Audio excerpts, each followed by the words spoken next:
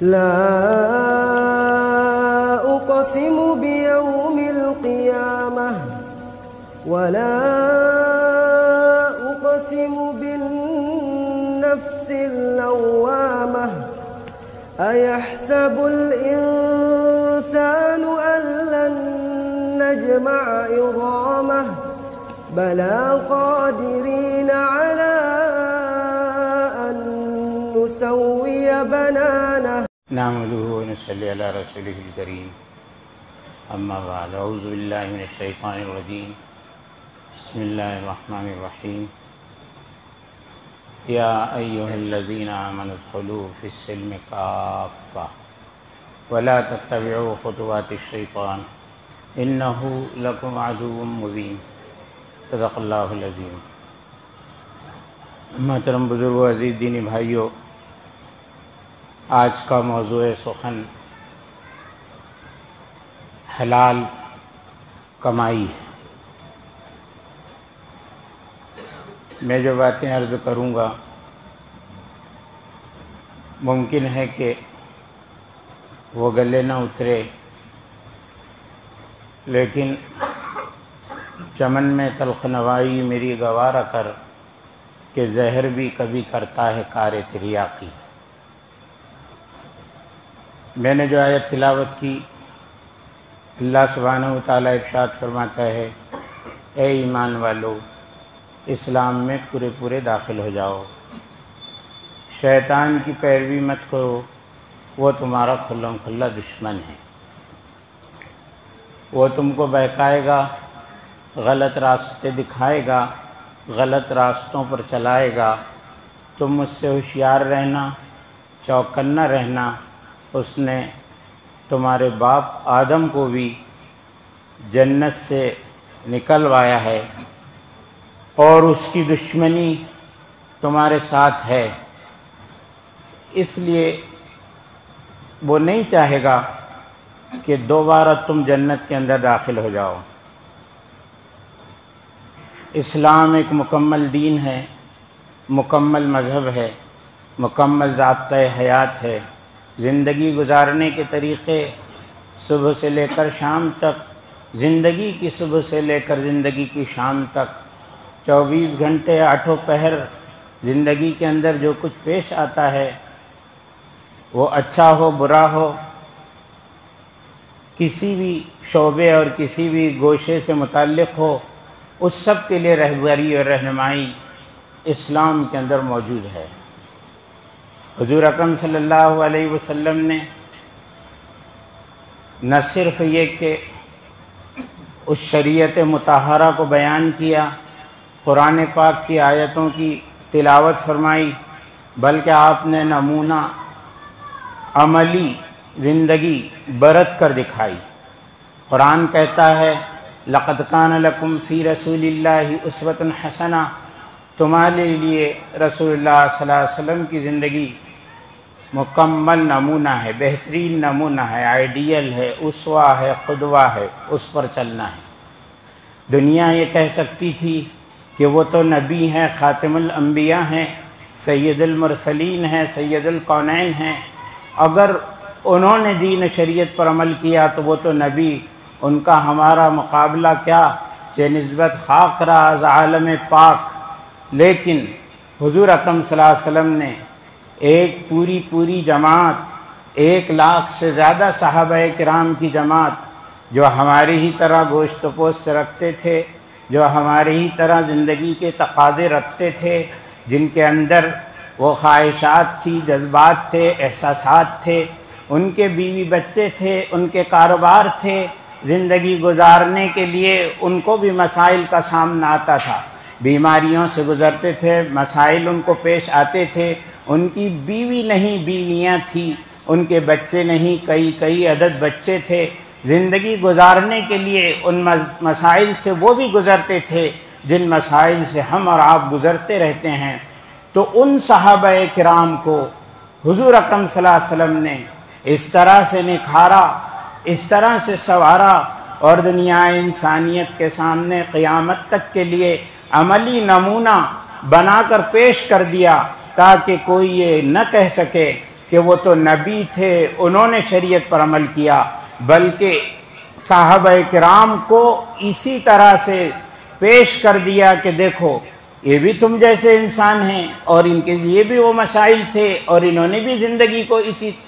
کس طرح سے برت کر دکھایا۔ حضور اکرم صلی اللہ علیہ وسلم نے فرمایا اصحابی کالنجوم بأیہم اقتدیتم اہتدیتم، کہ میرے صحابہ ستاروں کے مانند ہے، ان میں سے جن کی بھی تم پیروی کر لو گے تم کامیاب و کامران ہو جاؤ گے۔ تو حضور اکرم صلی اللہ علیہ وسلم اور آپ کے پیارے صحابہ نے زندگی کا عملی نمونہ ہمارے لیے پیش کر کے دکھایا ہے۔ میں نے شروع میں عرض کیا کہ ہمارا موضوع کسب حلال ہے، حلال کمائی۔ ایک حدیث کے اندر ہے کسب الحلالی، ایک جگہ ہے ان کسب الحلالی، ایک جگہ ہے طلب الحلالی فریضۃ بعد الفریضہ، حلال کا کمانا فرض کے بعد فرض ہے، یعنی فرائض کے ادا کرنے کے بعد حلال کمائی کرنا یہ بھی فرض ہے۔ اسلام جوگیوں، سناسیوں، رہبانیت پیشہ لوگوں کا مذہب نہیں ہے، یہ ایک زندہ و پائندہ اسلام ہے، یہ زندگی کے حقائق سے یہ میل کھاتا ہوا اسلام ہے، جو زندگی کی حقیقتوں کو سمجھتا ہے، اور اس نے یہ بتلایا کہ کمائی بھی ضروری ہے۔ یہی جمعہ ہے، اس جمعے کے بارے میں قرآن نے کہا ہے کہ جب نماز کے لیے اذان دی جائے تو تم اپنے کاروبار کو بند کر دو، سورہ جمعہ کے اندر ہے، اور جب نماز ہو چکے فانتشروا فی الارض، تو زمین میں پھیل جاؤ، وابتغوا من فضل اللہ، اور اللہ کا فضل تلاش کرو، کماؤ اور خوب کماؤ۔ کمانے پر اسلام نے قدغن نہیں لگائی ہے، اس پر کوئی پابندی نہیں ہے، خوب کمانا ہے، حلال کمائی، پاکیزہ کمائی، اس کی اسلام نے ترغیب دی ہے، اس کی طرف بلایا ہے، پاکیزہ کمائی۔ میں اور آپ اس وقت جس دور سے گزر رہے ہیں، ہم کو اور آپ کو یہ دیکھنا اور سوچنا ہے کہ ہماری کمائی کس طرح سے ہے۔ وہ لقمے جو میرے پیٹ میں جاتے ہیں، وہ لقمے جو میری بیوی کے پیٹ میں جا رہے ہیں، وہ لقمے جن سے میرے بچے پرورش پا رہے ہیں، وہ لقمے کیا حلال کے ہیں، کیا وہ جائز ہیں، کیا وہ طیب اور پاکیزہ ہیں، اس پر ہم کو غور کرنا چاہیے۔ قیامت کے سوالوں میں سے ایک سوال یہ بھی ہوگا کہ تو نے کہاں سے کمایا اور کہاں پر خرچ کیا، حلال جگہ سے کمایا یا حرام جگہ سے کمایا۔ تو یہ سوال تو قیامت کے دن میرے سے اور آپ سے سب سے ہونا ہے، اور ہم سوچے کہ ہم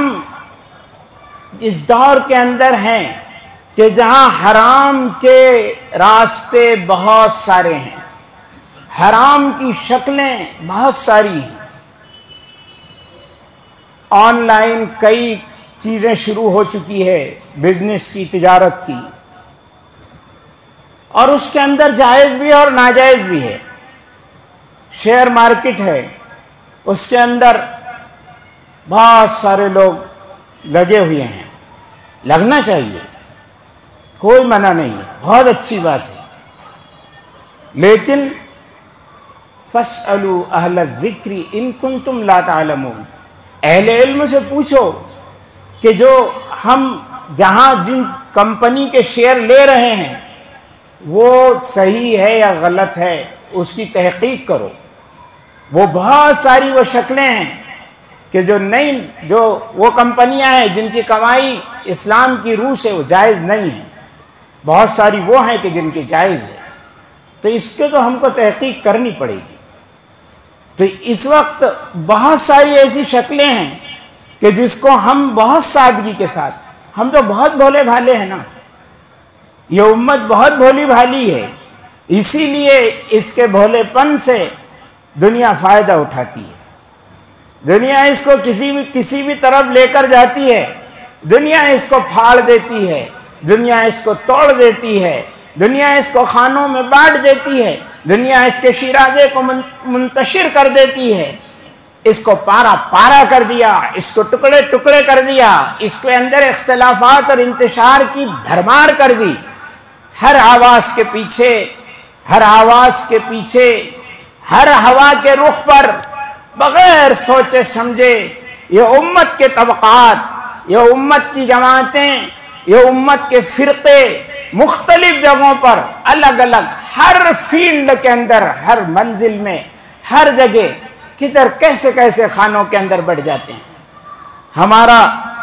ہمارا مسئلہ عجیب ہے،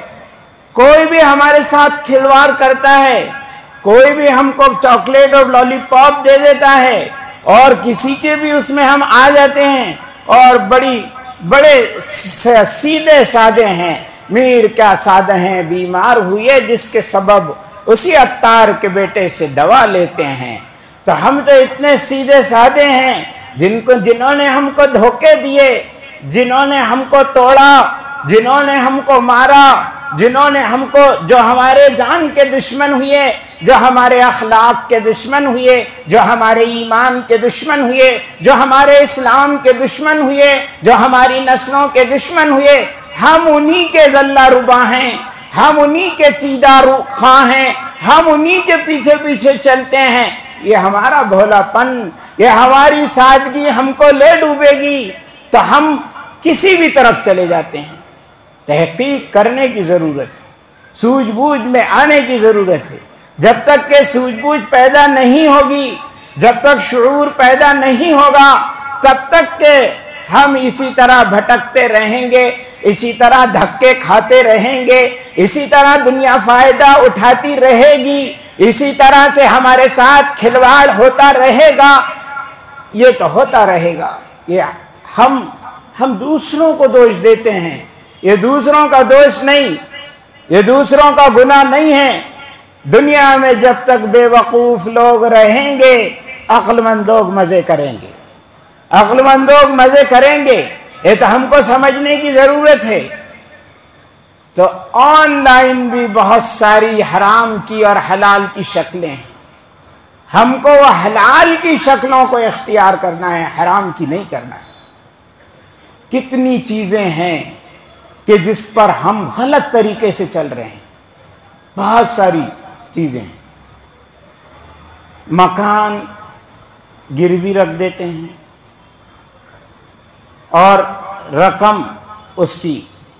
رقم کے بدلے میں مکان گروی رکھا، رقم کو استعمال کر رہے ہیں، گروی والا وہ مکان کو استعمال کر رہا ہے۔ یہ جائز ہے؟ ہم نے پوچھا مفتیوں سے، اس کی تحقیق کی ہے، بالکل ناجائز ہے، حرام ہے، سود ہے، بیاج ہے، بالکل جائز نہیں۔ میں نے اسی لیے پہلے کہا تھا کہ ہو سکتا ہے آپ کو کچھ برا لگ جائے، لیکن جو حق ہے اور جو سچ ہے وہ بات کہی جائے گی۔ یہ ممبر سچوں کا ممبر ہے، یہ ممبر سے ہمیشہ حق اور سچ بات کہی گئی۔ یہ رسول اللہ صلی اللہ علیہ وسلم کا ممبر ہے، یہاں سے قرآن کی بات کہی جائے گی، یہاں سے حدیث کی بات کہی جائے گی، اللہ اور رسول کی بات کہی جائے گی، چاہے پھر وہ کسی کے، چاہے وہ میرے خلاف ہو، میرے باپ کے خلاف ہو، وہ کسی کے بھی خلاف وہ بات جاتی ہے۔ کتنا یہ مسئلہ ہمارے یہاں چلتا ہے۔ پیسے، کاروبار میں گھر گروی رکھ دیا، زمین گروی رکھ دی، پیسے لے لیے، اس کا ہماری سود کو بیاج نہیں، تیرے گھر کا کو بھاڑا نہیں، کرایہ نہیں، رینٹ نہیں، یہ سراسر سود ہے، یہ بیاج ہے۔ آپ نے اگر اس کو پیسہ دیا ہے، آپ نے اس پر ایک احسان کیا، آپ سیکورٹی کے لیے اس کی جگہ کو اپنے پاس امانت رکھ رہے ہیں، اور امانت کا کیا قاعدہ ہے کہ اس کو ہم استعمال نہیں کر سکتے، وہ رہن ہے، رہن والی چیز کو اس کو استعمال نہیں کر سکتے، امانت کو ہم استعمال نہیں کر سکتے۔ ایک اور اس سے بڑی بات بتاؤں، کتنے لوگ ہیں جو کرائے سے رہتے ہیں، کتنے لوگ ہیں جو کرائے پر مکانات دیتے ہیں؟ کرائے والے ڈپازٹ جمع کراتے ہیں، ہم ان سے ڈپازٹ لیتے ہیں اور پھر وہ ڈپازٹ ہم استعمال کر لیتے ہیں۔ ڈپازٹ کا مطلب ہی کیا ہے؟ ڈپازٹ کے معنی کیا ہے؟ ڈپازٹ کے معنی ہے امانت، اور امانت کو ہم کو استعمال کرنے کا حق نہیں ہے، ہم استعمال نہیں کر سکتے ہیں۔ وہ ڈپازٹ تو اس لیے ہے کہ وہ سیفٹی اور سیکیورٹی کے لیے ہے کہ جس کو ہم نے کرائے پر مکان دیا ہے وہ کہیں بھاگ نہ جائے، ہمارا کرایہ نہ دے، ہماری پراپرٹی کو کوئی نقصان نہ پہنچائے، تو اس کے لیے یہ پیسہ ضمانت اور امانت کے طور پر رکھا جاتا ہے کہ وہ پیسہ، اس پیسے کو استعمال نہیں کرنا ہے، اس پیسے کو محفوظ رکھنا ہے۔ ہاں آپ کا کرایہ اس نے نہیں دیا تو پھر اس میں سے آپ وہ پیسہ لے سکتے ہیں۔ 1 مہینہ ہو گیا اس نے کرایہ نہیں دیا تو آپ کو استعمال کر رہے، وہ اتنے ہی کرائے کی رقم آپ کے مہینے کی وہ اس میں سے لے سکتے ہیں، پوری رقم تو نہیں استعمال کر سکتے ہیں، اور پہلے بھی نہیں کر سکتے ہیں اس کو استعمال۔ یہاں تو ہوتا یہ ہے، آپ کے یہاں نہیں ہوتا ہوگا مگر ہم نے بہت جگہ دیکھا ہے کہ وہ رقم جو ڈپازٹ کی ہوتی ہے وہ مالک مکان اس کو استعمال کر لیتا ہے، پھر کرایہ دار اس رقم کو مانگتا ہے جب وہ مکان کو خالی کرتا ہے تو پھر اس کو وہ گھماتے ہیں اس کو اتنا پریشان کرتے ہیں کہ اس کو اس پر ڈالتے ہیں پیسے نہیں ہے بھائی، دوسرا کرائے والا آئے گا وہ ڈپازٹ کی رقم دے گا پھر اس کے بعد ہم تم کو دیں گے۔ یہ کیا ظلم ہے،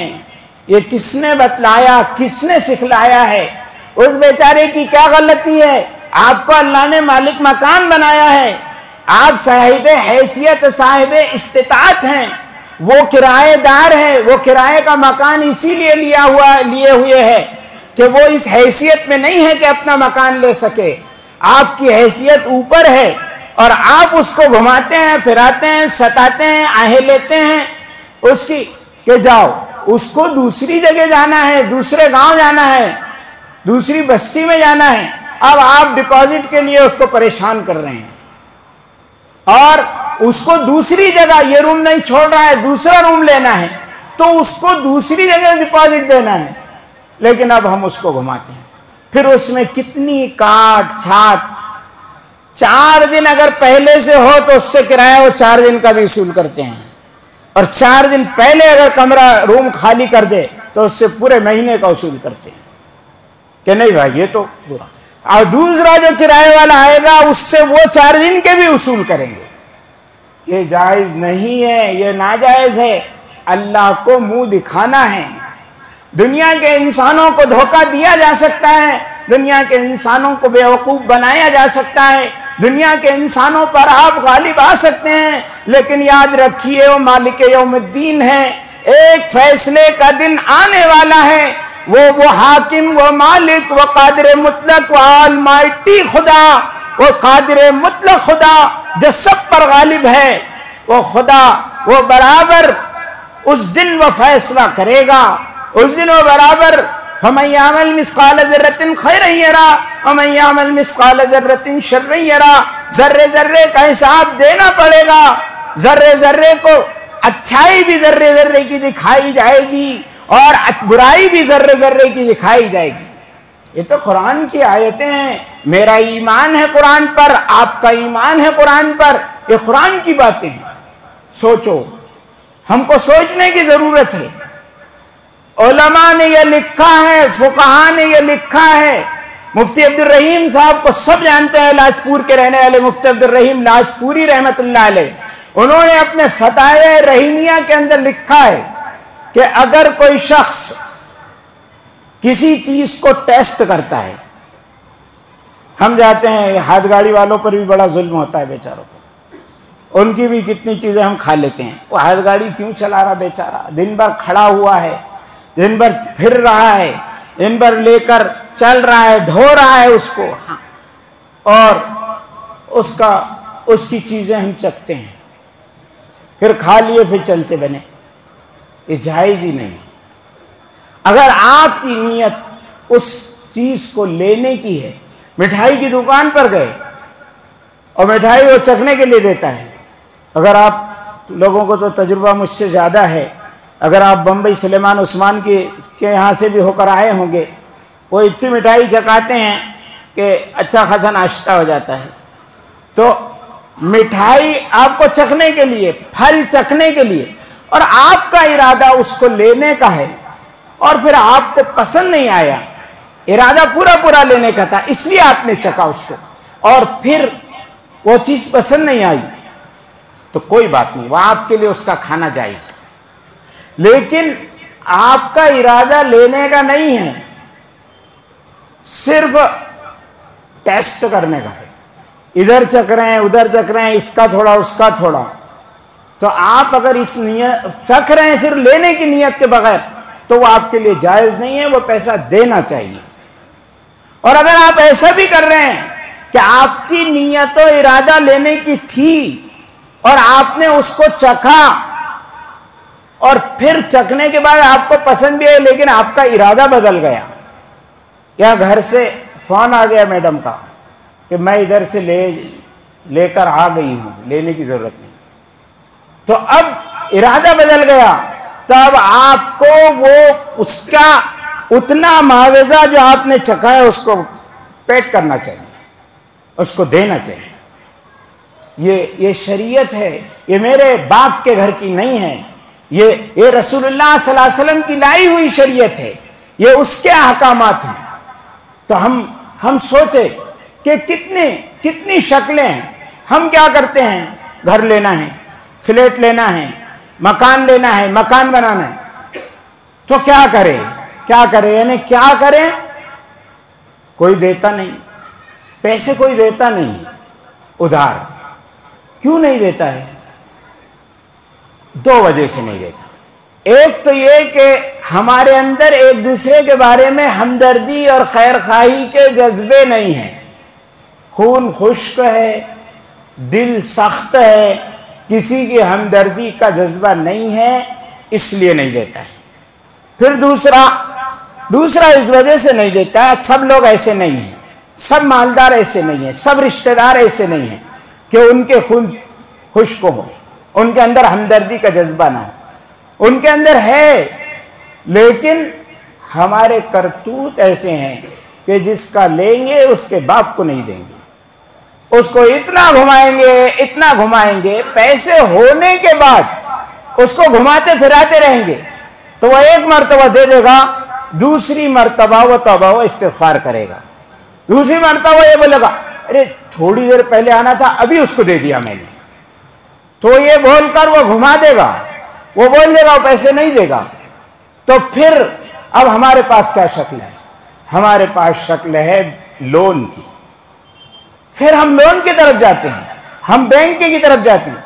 یہ تو عورتوں کو بھی لون دیا جا رہا ہے، اور عورتیں، آپ کے یہاں ہوتا ہے نہیں ہوتا، عورتیں تو نے باقاعدہ اس لون کے دلانے کے اور لینے کے مسئلے کو شروع کر دیا ہے. اور وہ اس کے اندر تو خرابیاں کئی گنا ہیں. وہ ہماری ماں بہن بیٹی کس کے پاس جا رہی ہے، اس کی منت اور اس کی سماجت اور اس کی خوشامد، اور وہ کس انداز سے دیکھتا ہے، اور کیا کیا جملے بولتا ہے، اور کیا کیا فکرے کستا ہے، اور کیسا گھماتا اور پھراتا ہے. اور وہ ہماری ماں بہن بیٹی کی عزت، عصمت، اس کی آبرو، اس کا لحاظ، اس کا خیال اگر ہم کو نہیں ہوگا تو کس کو ہوگا؟ یہ سوچنے کی بات ہے. یہ ہماری ماں بہن بیٹی وہ جائے اور وہ لون کو کہ اس کو لے، وہ تو زیادہ ہی غلط ہے. لیکن اگر ہم بھی لون لیتے ہیں تو بالکل ناجائز. ہوم لون کی کوئی گنجائش نہیں ہے، بالکل ناجائز ہے، چاہے مکان کو بنانے کے لیے ہو، مکان کو خریدنے کے لیے ہو. پھر ہم لون لیتے ہیں کاروبار کو بڑھانے کے لیے، کاروبار کو بڑھانا پیسے، لیکن ہم کاروبار کو بڑھانے کے لیے پیسے لیتے ہیں. پھر ہم اس لیے بھی لون لیتے ہیں، ہمارے پاس سونا چاندی ہے لیکن ہم اس کو توڑنا نہیں چاہتے، اس کو بیچنا نہیں چاہتے، وہ محفوظ رہے، اور ہم پیسہ لون سے لے لیتے ہیں، تو کیا ہم وہ لون سے پیسہ لے کر کیا کر رہے ہیں؟ وہ بیاج ہے، وہ پیسہ لے کر ہم وہ پیسے کو ہم جائز سمجھتے ہیں، وہ بالکل جائز نہیں ہے۔ لون سے پیسہ لینا بینک سے جائز نہیں ہے۔ علماء نے تو یہ لکھا ہے کہ بینک کے اندر پیسے رکھنا بھی جائز نہیں ہے، لیکن پورا سن لینا، لیکن اس مجبوری کی وجہ سے ہمارے لیے جائز ہوا کہ پیسے گھر میں ہم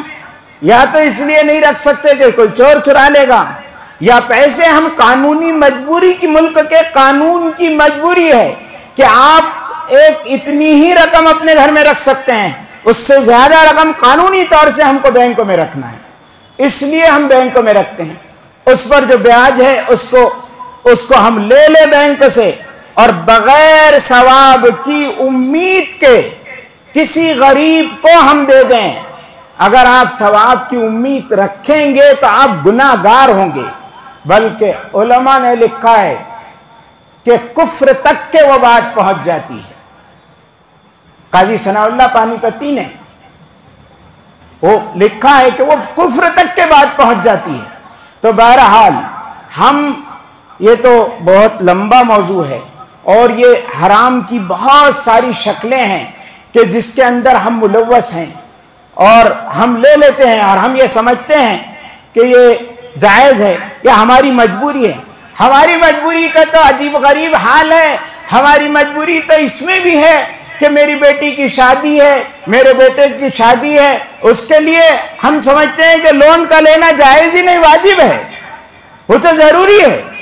یہ دین سے ہم کتنے دور ہو گئے۔ وہ شادی جو بالکل سادی تھی، وہ شادی جو بغیر خرچ والی تھی، وہ شادی جس کے اندر کوئی خرچ سرے سے اسلام نے رکھا ہی نہیں تھا، وہ بغیر خرچ والی شادی کو ہم نے خرچ والی بنایا، اور اس کی وجہ سے ہم مقروض ہوئے، اس کی وجہ سے ہم حرام کے اندر پڑے، اور ہم نے ناجائز کام کیے، اللہ کو ناراض کیا۔ حدیث کے اندر ہے کہ سود کا کھانے والا، سود کا کھلانے والا، سود کے گواہ بننے والے اور سود کے لکھنے والے، اس سب کے سب وہ سوا، وہ سب کے سب برابر ہیں۔ بینک میں نوکری کو بھی علماء نے منع کیا ہے۔ تو یہ کہاں تک کے ہے؟ تو آپ سوچیں کہ ہم یہ پیسہ جب ہمارے لقمے، ہمارے بچوں کے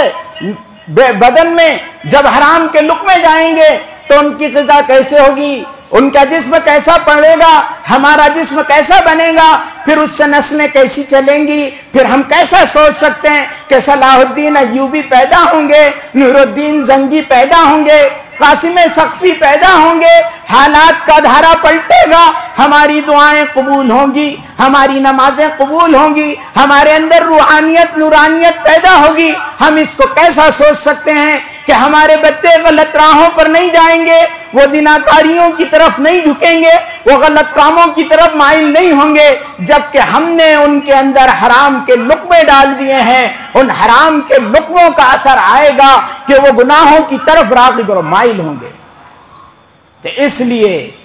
اے طائر لاہوتی، اس رزق سے موت اچھی جس رزق سے آتی ہو پرواز میں کوتاہی۔ تو وہ اے طائر لاہوتی ہے کہ اس کی تو پرواز بہت بلند ہونی چاہیے، اس رزق کو چھوڑ دینا چاہیے جس سے انسانیت کی روحانیت کی پرواز کے اندر کمی آتی ہے۔ تو اس کے لیے محترم بزرگوں، عزیز دین بھائیوں، ہم اپنا جائزہ لیں دھیرے دھیرے۔ اگر نہیں ہم کسی کام میں پڑے ہوئے ایک دم سے نہیں چھوڑ سکتے ہیں تو دھیرے دھیرے سوچیں، جائزہ لیں، میرا آپ کا ہماری نسلوں پر رحم کر کر اس پر خیال رکھیں۔ اور ایک ضروری اعلان آخر میں سن لیں، 1 منٹ کا مجھے اجازت دے، 25 ہو گئے ہیں، کہ عمر واڑے سے کچھ احباب آئے ہوئے ہیں، وہ ان سب سے میں واقف ہوں۔ ایک جگہ 80 فٹ روڈ پر مسجد کے لیے لی گئی تھی، اس میں عبادت خانہ چل رہا ہے، کناری کے سامنے 80 فٹ روڈ جو ہے اس پر وہ لبے سڑک ہے، تو اس کے لیے ایک عبادت خانہ لیا گیا، اس میں نماز بھی چل رہی ہے، اس میں مدرسہ بھی چل رہا ہے۔ لیکن وہ چھوٹی جگہ ہے اور اس کو مسجد کو باقاعدہ بنانا ہے، تو اس کے لیے اس کے بازو کے اندر ایک دوسری جگہ لی گئی ہے، وہ مہنگی ہے اور زیادہ رقم ہے، اور اس رقم کا سامنے والے کا تقاضا بھی بہت قریب آ گیا ہے، تو اس کے لیے یہ حضرات آئے ہوئے ہیں، جگہ دستاویز کی ہے، پورے باڈی لیگل ہے، اور بڑوں کی اور علماء کی سرپرستی کے اندر وہ کام ہو رہا ہے۔ اس لیے آپ حضرات سے بہت عاجزانہ درخواست ہے کہ اپنی طرف سے،